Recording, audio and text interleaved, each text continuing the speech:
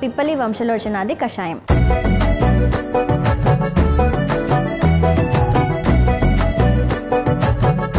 పిప్పలి వంశలోచనాది కషాయం. మరి దానికి కావాల్సిన పదార్థాలు ఏంటో చూద్దాం.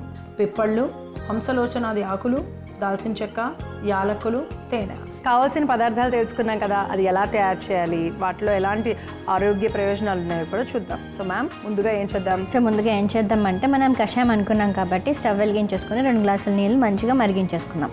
ఓకే.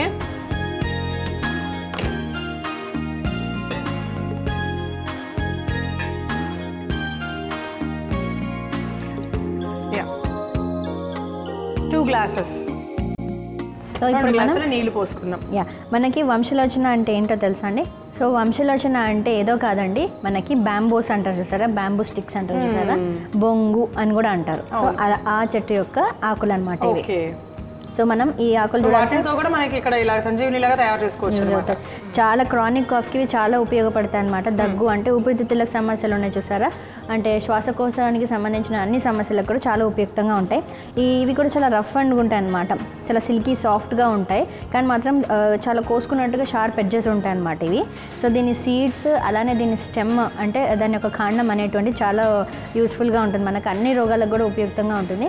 ముఖ్యంగా ఊపిరితిత్తులో వచ్చేటువంటి సమస్యలకి చాలా చెక్ పెడుతుంది అనమాట. సో ఇప్పుడు ఆకులు ఇందులో వేసుకుందామా? ఎన్ని ఆకులను వేసుకుందాం? ఒక 3 నుంచి 4 ఆకుల వరకు వేసేసుకుందాం. ఊపిరితిత్తులలో సమస్యలను అరికట్టడానికి మనం ఇప్పుడు తయారు చేస్తున్నాం కషాయం. ఎస్, అంటే మనకి జనరల్గా ఊపిరితిత్తులలో వచ్చేటువంటి కామన్ సమస్యలు ఏంటంటే ఫస్ట్ మనకి జలుబు నుంచి స్టార్ట్ అవుతుంది అనమాట. సో మనకి అలర్జీ కానివ్వండి, బయట ఎక్స్టర్నల్ ఫ్యాక్టర్స్ వల్ల అంటే తీసుకున్న ఆహారం వల్ల కూడా అప్పుడప్పుడు అలర్జీ వస్తుంది. అప్పుడు అలర్జీ వచ్చినప్పుడు కూడా మనకి ముక్కుల నుంచి నీరు కారడం కానివ్వండి, బాగా ఇరిటేషన్గా అవ్వడము, కళ్ళని రెడ్గా అయిపోవడము అండ్ నాసల్ డిశ్చార్జ్ అంటారు కదా, ఇలా జరగవచ్చు. సో అది డిశ్చార్జ్ అనేటువంటిది చాలా ఇన్ఫెక్షన్తో కూడుకున్నప్పుడు ఏమవుతుందంటే కొన్నిసార్లు చీమతో కూడా వస్తుందన్నమాట. సో అక్కడ నుంచి స్టార్ట్ అయ్యి మనకి గొంతులో మళ్ళీ ఎక్కువ అయిపోతుంది అనమాట.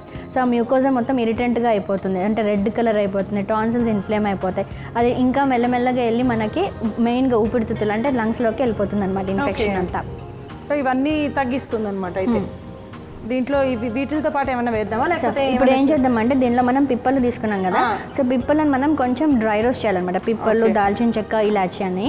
సో అవి మనకు డ్రై రోస్ట్ చేయడం వల్ల దాని యొక్క బెనిఫిట్స్ అధికంగా ఉంటాయి. ఓకే, అయితే ఇక్కడ చేసేద్దామా?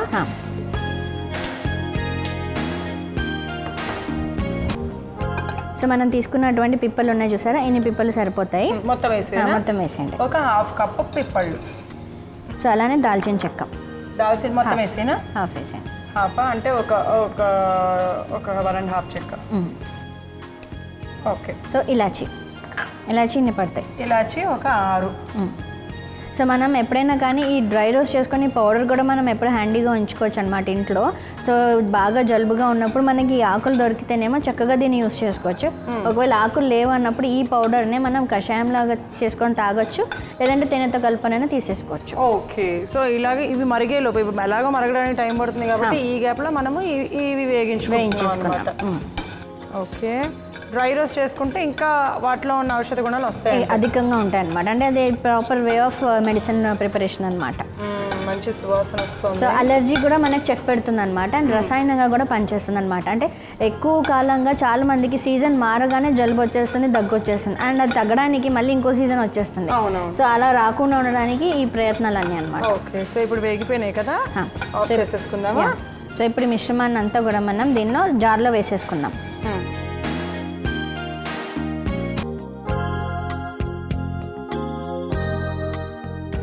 సో ఈ మిశ్రమాన్ని మనం చక్కగా గ్రైండ్ చేసేసుకున్నాం. ఓకే. సో ఇప్పుడు మనం గ్రైండ్ చేసుకున్నటువంటి మిశ్రమం చూడండి ఎంత చక్కగా ఉందో, చాలా ఘాటుగా కూడా వాసన వస్తుంది. సో ఇప్పుడు మనం దీన్ని ఏం చేద్దామంటే దీనిలో నుంచి ఒక 1/2 స్పూన్ మాత్రం వేసేసుకుందాం. 1/2 స్పూనేనా? చాలా ఘాటుగా ఉంటుంది, ఎందుకంటే ఊపిరితిత్తులలో మనకి ఎక్కువగా కఫం ఉండడం వల్ల మనకి ఆ ఇన్ఫెక్షన్స్ అన్నీ వస్తాయి కదా, ఆ కఫాన్ని ఛేదించడంలో ఈ పిప్పల్లి కానివ్వండి, దాల్చిన చెక్క చాలా మంచిగా పనిచేస్తుంది. ఓకే. ఈ 1/2 స్పూన్ వేసేసి ఒక 1 మినిట్ మనం చక్కగా బాయిల్ చేసుకున్నా చాలు అనమాట. ఓకే. ఇదంతా మనము 1/2 స్పూన్ వేసుకొని 1 నిమిషం బాయిల్ చేసి వడకొట్టేసుకోవాలి. సో దగ్గుకి చాలా మంచి రెమెడీ అనమాట. సో ఇప్పుడు అందరూ ఎన్ని కాఫ్ సిరప్స్ తాగినా వాళ్ళకి దగ్గు తగ్గదు, కానీ మీరు తప్పకుండా ఇలా ట్రై చేయండి. మీకు దగ్గు అనేటువంటిది ఆస్తమాలో వచ్చేటువంటి దగ్గును కూడా చక్కగా నయం చేస్తుంది. ఎలా తాగాలంటే కనీసం అంటే ఎంటీ స్టమక్లో మార్నింగ్ ఒక 10 to 15 ml వరకు తీసేసుకోవచ్చు. అండ్ ఈవినింగ్ కూడా రికరెంట్ కాఫ్ ఎక్కువగా ఉంటే రోజుకి 3-4 times కూడా తీసేసుకోవచ్చు మనం. ఓకే, సో ఇప్పుడు స్టవ్ ఆఫ్ చేసేసి స్టవ్ ఆఫ్ చేసి